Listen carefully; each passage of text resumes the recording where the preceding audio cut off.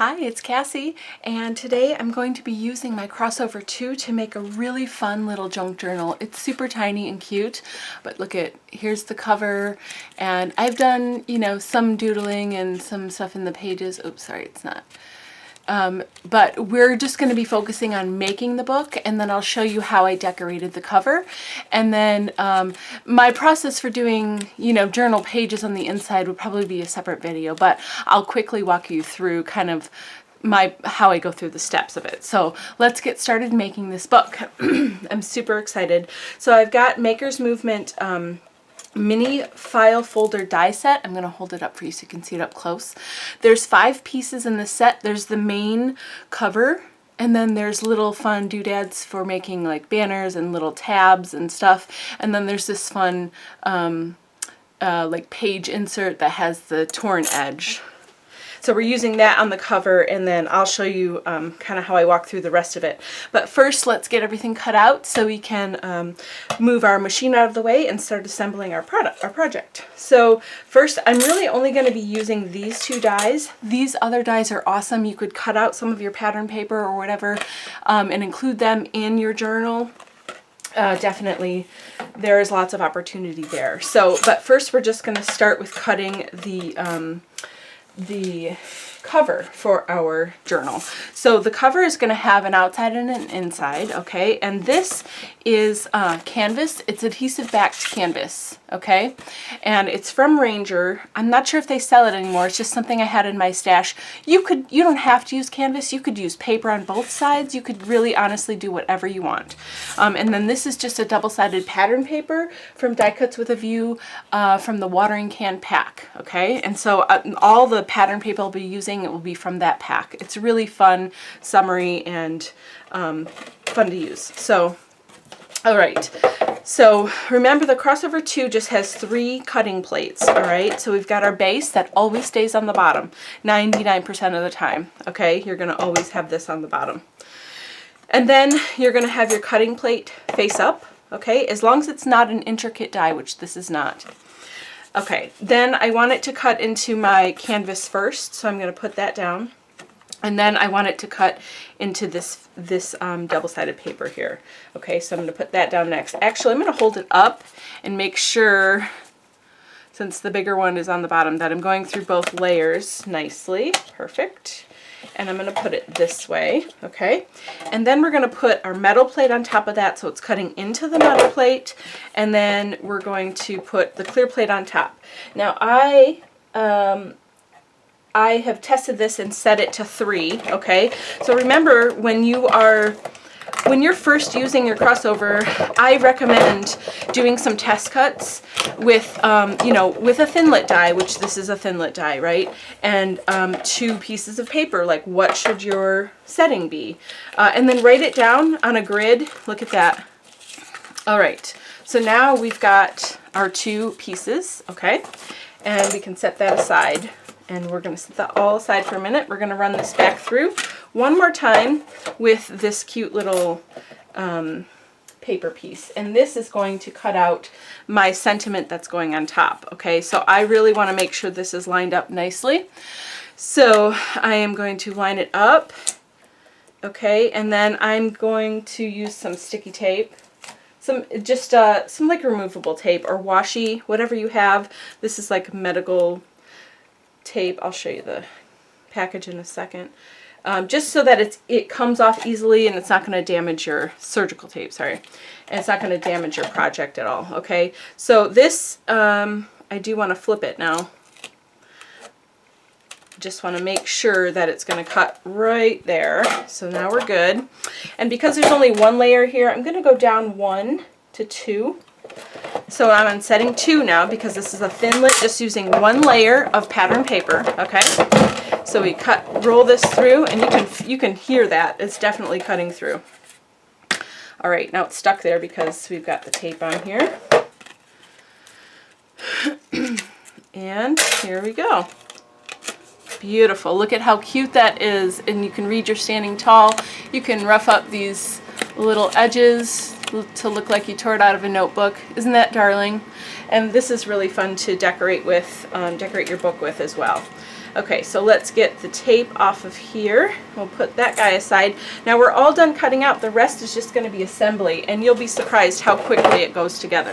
So let me put the machine away so we have some room to work on our project. I love that this machine is easily portable too. You know, it's big, and it is definitely a powerful tool, but it's also very portable and easy to move around.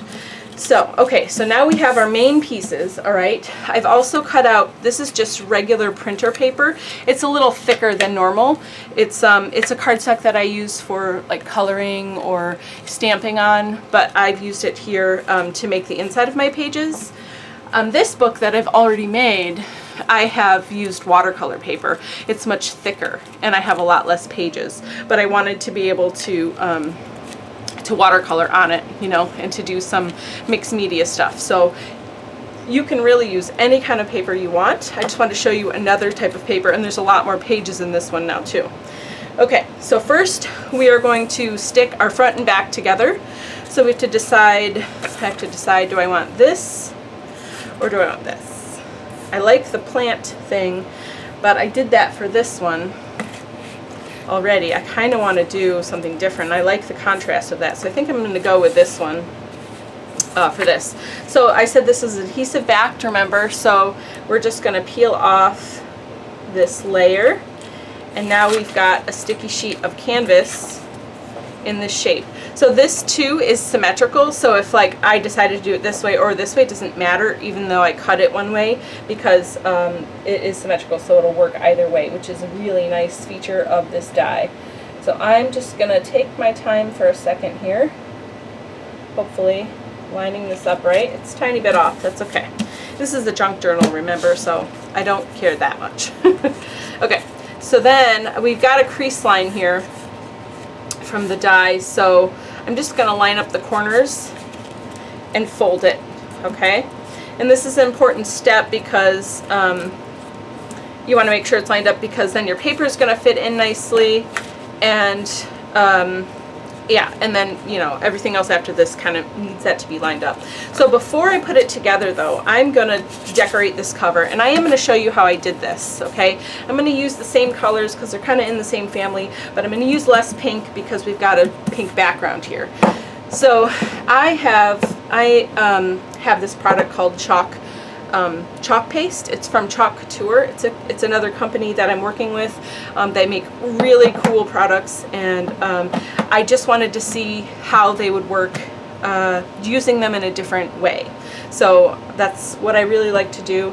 So the colors I have here that I used on here are Spring Zing, Bumblebee, Pink Grapefruit, and Black Velvet. I'm not going to probably use the pink too much because, again, that's here.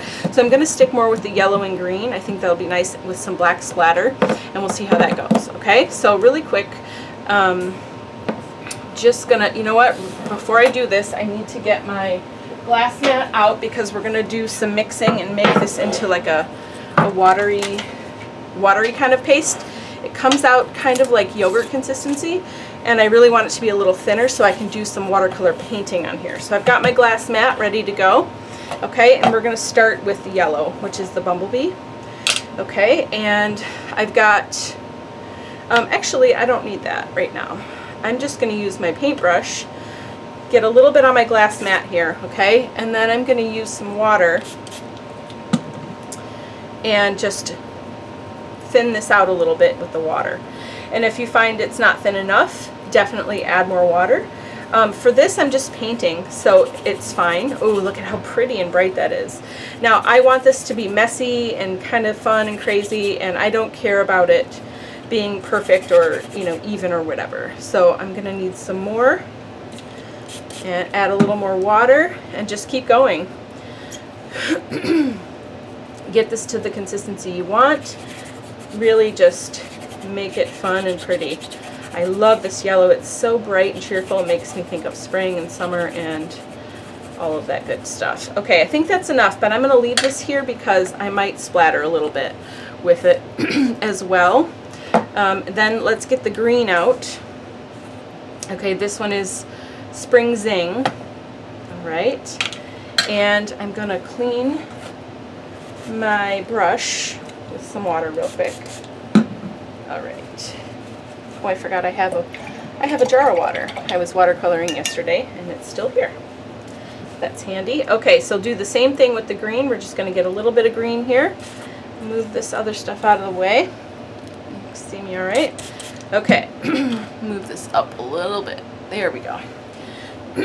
Okay, so now we're going to come back with some green, and I'm just thinning it out so you can see like how I'm just washing it on here, right? I don't want it to be super thick on here. So just using a little bit.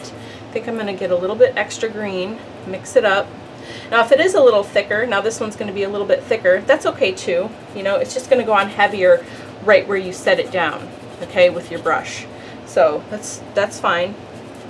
There's no rules, just showing you the way that I did it, okay? You do it exactly how you want. And if you don't have this chalk paste, and you just want to use like acrylic paint, or you could spray on this with a pigment spray if you have some. You know, you could use inks, whatever you want, okay? You could stamp on this.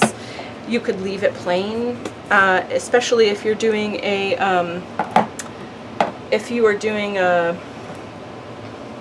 like a pattern paper instead of a canvas or something. You know, maybe you just want to leave it how it is. Maybe you don't want to put anything on it because you've already got a cool pattern there. Okay, we're going to do a little bit of black because I want some splatter, okay? Just a little bit. The splatter really just adds some nice contrast. And it's just fun. It's a fun movement. For the splatter though, you want it to be really thin, okay? Almost like watery, because then you'll get better splatters. Okay, here we go. And you want whatever you've done on this background, you want to be dry before you splatter, and this is pretty well dry. A little bit came up where it's thicker, but it's mostly dry. This chalk paste is really awesome, and it dries super fast. And if you have any questions about the chalk couture or the chalk paste or anything like that, you want to learn more about what it is independent of this project, just leave me a comment, and I will get you hooked up with that. It's really fun and easy to use, as you can see here. So look at this. I mean, these splatters have a mind of their own, right? You can't really control it, and that's kind of what I love about it. I'm going to flip this. I'm going to give it a little bit more water. It's about to run off my tray here, my palette. That's okay. Okay. Remember, this is going to be mostly covered too. So, all right. Let's clean up my mess really fast, all right? Because we don't need this anymore. Okay. And I'm going to even take the glass mat away because we really don't need it anymore. And I need a new paper towel.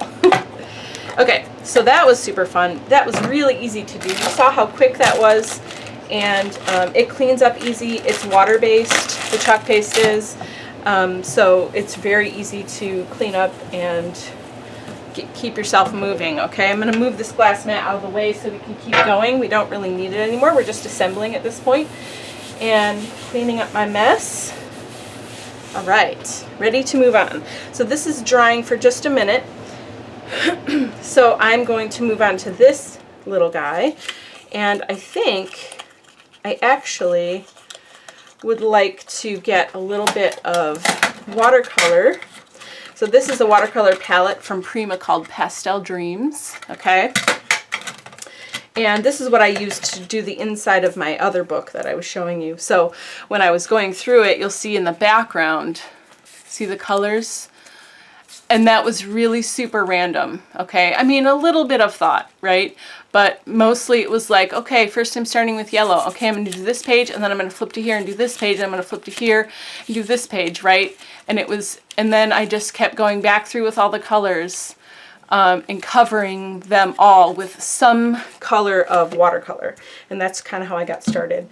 But I want a little bit of something around the edges here, maybe some brown, just to dinge it up a little bit, and just to distress it. I don't know. Okay, let me get my towel here, make sure all that black from the chalk paste is up, which it is. All right, and then I'm just going to get a little bit of brown, and go around the edges, and then you can even like smear it, right? I just want it to look like a little bit aged, okay? Just not so perfect, right? You could do black, you could do pink, blue, whatever. I mean, you could not do it. I'm just giving you ideas, okay? You do what works for you and what resonates with you and feels good. All right, so see, now it's just a little bit dingy. I think I'm gonna put a little bit of pink on top of it, maybe. Let's see how that looks. Maybe it will be horrible, who knows? This is when it's fun to just play, all right? Yep, it's just lightening it up a little bit. Nice, I really like this, okay? And then I just keep getting that wet so that watercolor can move around. Yeah, that's nice. I like it. It's very subtle. Maybe in the camera you can't really tell. I'll hold it up close. But it just adds a little something, makes it not just a piece of cut out paper, right? Okay, so now this should be just about dry. Let's see. This is my test. Not quite, but real close. And probably with me just touching it, yeah, it's good enough, okay? So next, we are gonna fold it back up, okay? This is the top, so the tab part lays down on the table so that you can see it. And you could even write a word here if this is a themed book. If this is a sketchbook, you could write sketches or your name or whatever you want, Okay, next, we need to take one of these pieces of paper and sort of measure where we're gonna put holes, okay? So then you're gonna take your pokey tool and you are going to, let me see if I can get up close.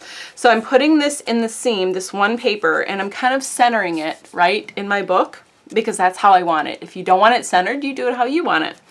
Okay, and then right above the paper, just like, let me see if I can show you this in the camera. All right, so let's see, here we go.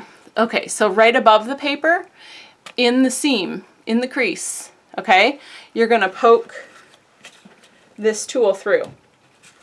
It doesn't need to be a great hole. It doesn't need to be very big. You just need to poke a hole. Okay, so this is just gonna give us our guide to how we move forward. Okay, and then we're gonna do the same thing on this side. Okay, and we're just gonna poke that hole right through. Okay, so now we have two holes. Hole on either side, really hard to see in the camera. That's okay. So then you're gonna get your hole punch tool. I happen to be using the We Are Memory Keepers. I forget what this is called, but it's super awesome. It's got five different sizes of hole punches here in one tool, and it's really nice and it's very powerful. So I use this a lot. It goes from 1/16 to 5/16. I'm using 3/16 because that's the middle hole and it works pretty well. And I can fit a string through there nicely afterwards. Okay, so I'm gonna find that original hole I made and center it and then just cut my hole, okay? Easy breezy. Use whatever hole punch you have. You don't need to use this one in particular, just use what you have, okay? There we go, so now we've got bigger holes, and the only reason for that, do you see them there? There's our holes. The only reason for that is so you don't have to, you know, be cursing while you try to put this string through here, because that's not fun. Okay, so let's get us back, orientate back to the top and the front, and then we are going to put your string from the outside to the inside, okay, in the top hole. And then you're going to pull it down through and put it back out through the bottom hole. That's it. Super easy. If you really wanted, you could do a double, okay, if you want it to be more sturdy or whatever, but this is just a tiny book, so you don't really need it to be any sturdier than that, okay? So then we're just going to tie it, and I gave a lot of string here. Okay, so I'm just going to hold it down and tie a bow or a knot or whatever. Another thing you could do to dress this up even more, you could tie this at the top, and then you could make little paper beads and hang them from them. I mean, there are so many things you can do to this to personalize it, to make it more your own, to just style it up. I'm just giving you the basic rundown of, you know, how to make this. So then I just shorten my bow loops a little bit till I'm happy, and then grab some scissors and cut the tails to where I want them. Okay, I don't want too long of tails, just a little bit. Again, you could put paper beads on the end, you could put it in the middle, you could do fancy stuff, whatever you want to do. But look, it's even simple with just a bow, it's super cute. Okay, so now you've got this in here and you've got the string that can now hold paper. So now you're going to take your paper and slide it through. Maybe.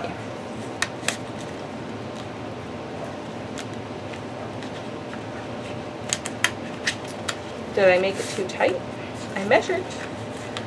Okay, I'm going to do less at a time. Maybe it's because it's too thick. Let's try that. Let's go with 4 or 5, whatever I've got here, and see how it goes. Okay. Here we go. I think there's just too many pieces for me. So the way to get around that would be to go up a little bit higher, okay? So that you can have more room to add more pieces. And that would be what I would do there to change that. So now look at, I mean, you know, right now we could say we have a book done, and we did it in like 5 minutes. It's super fun, just with these awesome dies and machine, okay? But again, you can keep dressing it up as much as you want. I'm gonna add this to the front and then we're gonna be done. And that's it. So I'm using this super sticky tape because I don't want this front piece to go anywhere, and it's sticking to a piece of canvas that has you know, some chalk paste on it. So I really just don't want it to go anywhere. You could use wet adhesive if you want, like something really strong. I wouldn't use like a regular tape runner for this, just because you want something that's going to be a little extra sticky, just because of what you're sticking it to. I would definitely just use some strong adhesive. Whether it's wet or dry, no big deal. Okay, so now, okay, and then we're going to stick it to the front, up, right side up. I like to angle it a little bit, it's just kind of fun. You could even put some other fibers behind this, and you know, I mean, tons of ideas. So anyway, here we go. This is our project. We've got a cute little junk journal now. You can write in this, sketch in it. You can do the watercolor stuff like I did. You can put things even on the front and back cover and decorate it however you like.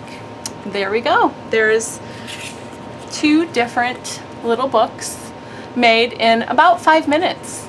Easy breezy. Thanks so much for watching. If you like this video, please consider subscribing and hitting the bell so you don't miss any future videos. Have a great day. Bye.